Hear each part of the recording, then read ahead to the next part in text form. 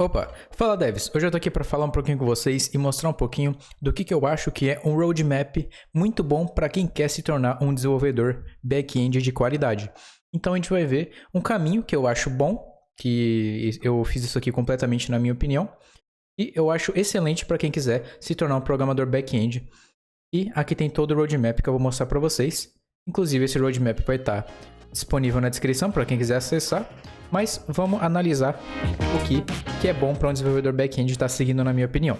A primeira coisa que uma pessoa tem que saber para estar começando no back-end é entender o que é um domínio, que é para entender que quando a gente escreve google.com, a gente não está acessando um nome, a gente está acessando um IP. Aqui por trás vai estar 192.168 e vai estar o IP atrás daquele domínio. Entender como o domínio funciona, como registrar um domínio, isso é coisa bem basiquinha mesmo. O básico de como a internet funciona, isso de acessar site, ter o acesso ali à internet. O básico de um navegador, para entender como um Chrome funciona, saber ali que existe o inspecionar elementos, saber que o navegador ele recebe dados de um servidor, coisas bem básicas iniciais para quem está começando. Outra coisa que é essencial, que não tem como fugir, é entender o básico do front-end, é saber HTML, CSS e JavaScript. Mas por que isso? Porque todo desenvolvedor, mesmo que seja back-end, vai ter contato com o front-end, vai ter que mandar dados para o front-end. Então, tem que saber como isso funciona, para saber como que o front-end vai receber isso, o que ele vai fazer com aquilo, para entender realmente o que está acontecendo. Então, é essencial estar sabendo ali o front-end. Saber Git, aqui muitas pessoas podem discordar falando que Git é um pouco mais avançado, mas eu acredito que o quanto antes é bom já estar começando a entender Git, para conseguir salvar os projetos lá no GitHub, no Bitbucket. Até aqui eu deixei 3 exemplos aqui que dá para estar usando, o GitLab, o GitHub e o Bitbucket. Mas aqui eu não estou dizendo para saber um Git avançado, a única coisa que eu acho essencial é saber ali dar um add, saber dar um commit, saber mandar isso para um repositório para ter o acesso ali ao versionamento. Então eu acho essencial ter esse acesso ao Git desde o começo para virar costume estar utilizando o Git. E, continuando, saber usar um terminal Linux. Mas por que Linux? Aqui eu deixei de preferência Linux porque a maioria dos servidores que a gente tiver acessado, as máquinas que a gente vai usar para programar, vão estar em Linux. Não é obrigatório, mas de preferência saber utilizar o terminal de comando Linux. Por exemplo, dar um cat, dar um SSH, o CD, saber mudar de pasta, listar os arquivos, saber matar um processo. Isso coisas mais básicas de uso de terminal no Linux. O próximo passo é começar a entender como os métodos HTTP funcionam. Saber dar um delete, saber dar um post, saber o que cada um deles de fato vai servir.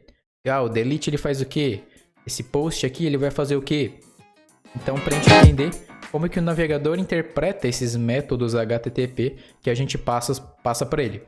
Isso aqui vai ser até mais útil se a pessoa estiver trabalhando em Node ou for trabalhar com uma tecnologia que usa mais o conceito de API, mas eu acho essencial estar sabendo isso aqui, como é que funciona, que é o padrão que muito projeto aí está utilizando, que é essencial para estar trabalhando. O próximo passo, e só aí que eu acho que a pessoa deve começar a aprender uma linguagem, tendo toda essa base aqui, só para depois estar aprendendo uma linguagem. Aqui, o aprender é saber o básico, como ela funciona, como ela acessa a memória, como vai estar criando as variáveis, fazendo um CRUD bem básico para já ter conceito. E claro que aqui, todo esse exemplo eu deixei como uma linha linear, mas o processo de estudo não é assim. A gente vai estar aprendendo aqui sobre métodos HTTP, mas vai ter que voltar e aprender algo sobre Linux. Então é sempre processo que vai estar se iterando. A gente vai estar voltando o passo, a gente vai estar aprendendo coisa nova. Então aqui é só um roadmap do que é o próximo passo que eu acho que se deve seguir. Tá, e aqui só os exemplos das linguagens.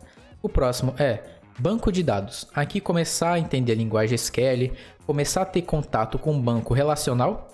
O que eu recomendo é o Postgre ou o MySQL.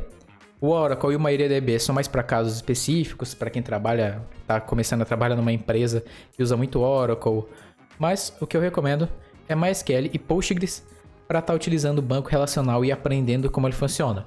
E aqui não precisa saber uma query muito complexa, é mais saber dar um insert, saber dar um update, saber que não pode dar update sem where, coisas assim para estar sabendo. Saber fazer uma consulta com bastante relacionamento. E isso aqui começando a aprender, de fato, banco de dados. O próximo é o conceito de API, que é para começar a entender como uma API funciona, como fazer uma API na linguagem que você escolheu. Ah, eu escolhi Java. Vai estar lá selecionando, tentando fazer uma API em Java, entendendo o conceito de JSON, de REST, saber consumir uma API no back-end, se tiver que consumir uma API de cartão de crédito, tiver que consumir uma API de geolocalização. Isso tudo é sempre bom a gente estar sabendo, porque sempre vai ser utilizado isso de consumir API e saber como uma API funciona. E eu já acho interessante, já desde o começo, já mais dessa fase intermediária, já estar sabendo testar as funcionalidades que a gente está desenvolvendo. Então, os tipos de testes que eu acho mais importante estar aprendendo agora no início são testes unitários e de integração. E qual a diferença desses dois aqui, só para não deixar muito no escuro? O de integração é basicamente a gente vai testar a chamada a uma rota, testar se a rota, essa rota eu chamei ela está retornando sucesso, então beleza. Se ela não está retornando, ou nesse caso aqui, então está errado. E testar essa chamada de API, de rota, de API. E unitários, que vai testar a regra de negócio de fato que a gente escreveu na nossa API, no nosso back-end. Então saber pelo menos esses dois tipos, que são mais essenciais, que na minha opinião são mais essenciais, desde o começo já é bem interessante. Vai te tornar um desenvolvedor bem mais completo e bem mais profissional. Aqui a gente vai estar avançando um pouquinho em bancos de dados.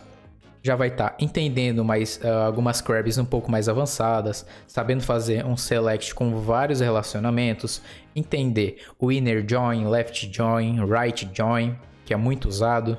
Aqui botei queries avançadas. Saber usar um ORM na linguagem que você escolheu, se for Node, vai saber usar um Sequelize, um TypeORM.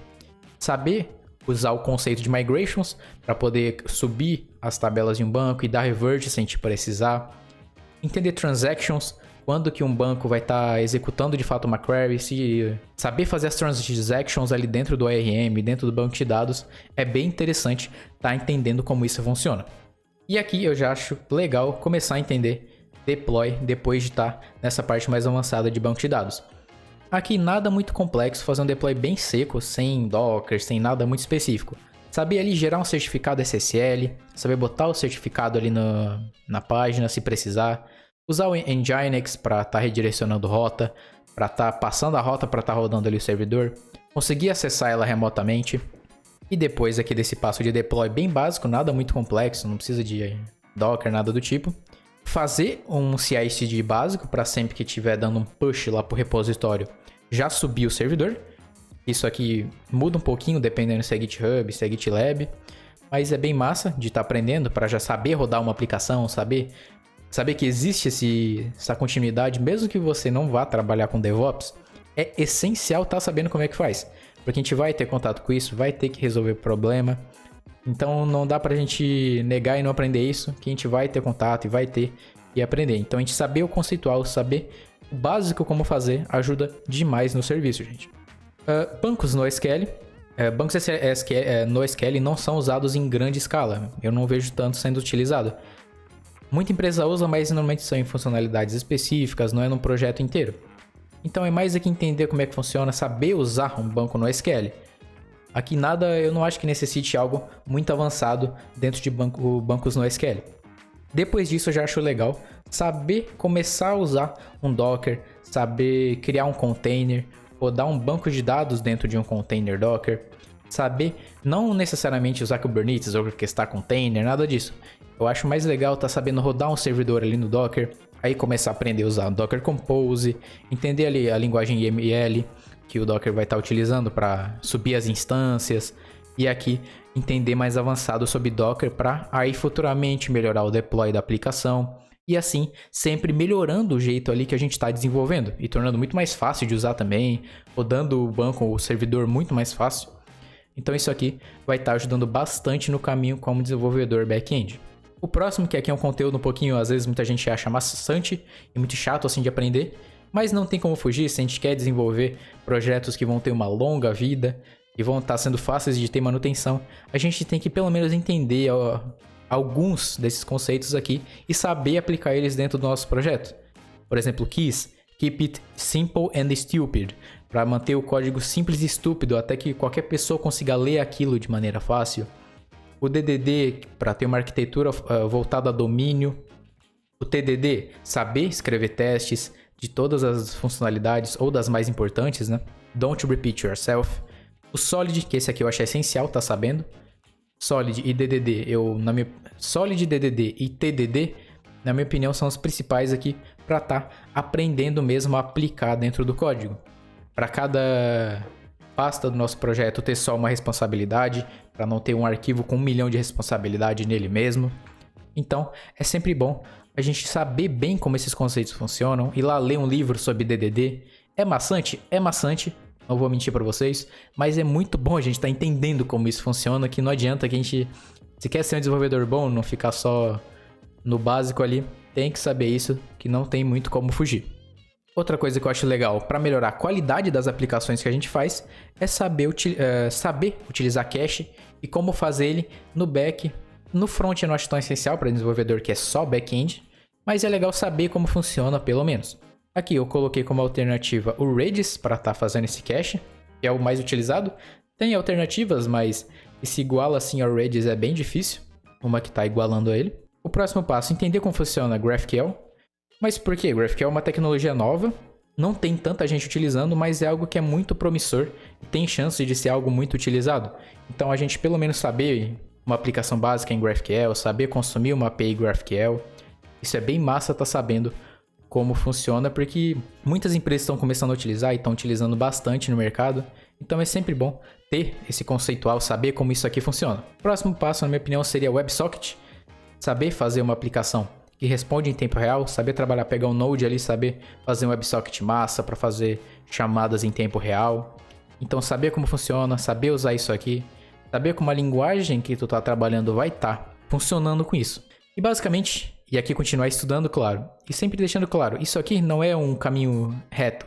Tu não vai estudar uma vez, Postgre nunca mais vai voltar para estudar. Isso sempre vai estar sendo feito. A gente vai estar estudando aqui banco, vai ter que voltar para estudar alguma coisa de uma linguagem para conectar no banco. Aí volta no banco, vai aprender a fazer um insert, aí volta para a linguagem. Tô aprendendo linguagem, mas esqueci de uma coisa, de um método HTTP, que eu tô tendo que fazer uma chamada. Aí vai voltar, vai estar estudando de novo. Isso sempre vai ser uma iteração.